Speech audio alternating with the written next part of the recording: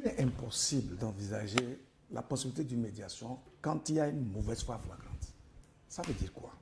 Ça veut dire en clair que lorsqu'il y a un problème qui relève du bon sens et de la raison, en réalité, il s'agit d'interpeller la conscience des gens. Alors, j'ai dit tout à l'heure que le général Tchani a évoqué des faits.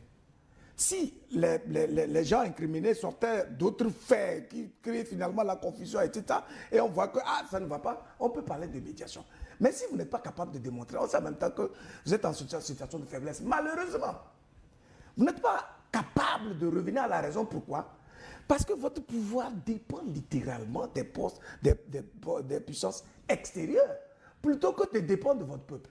Parce que quand il dépend de votre peuple, vous savez que vous agissez, vous parlez, vous raisonnez, vous vous activez dans l'intérêt du peuple.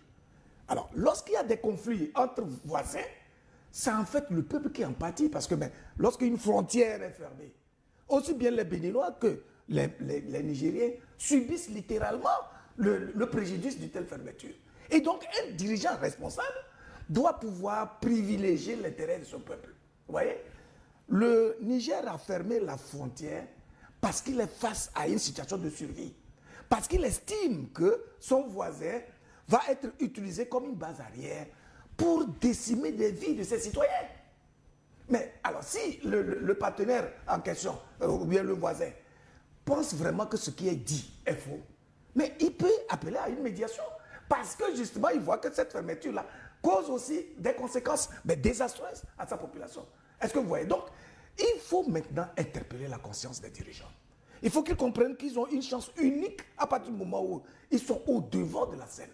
Et ils ont sur leurs épaules la vie des millions de personnes, que leur personnalité ne compte plus, que leur aura ou leur ego ne doit plus compter.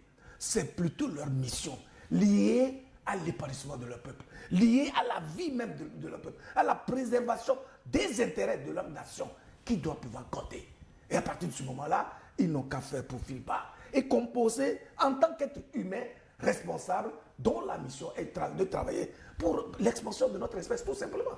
Voilà comment il faut comprendre ce contexte-là. Et comprendre aussi l'embarras des institutions sous-régionales et régionales et puis mondiales dans ce dossier-là, parce qu'en fait, la vérité n'a pas besoin d'être éclairée. Elle s'éclaire d'elle-même.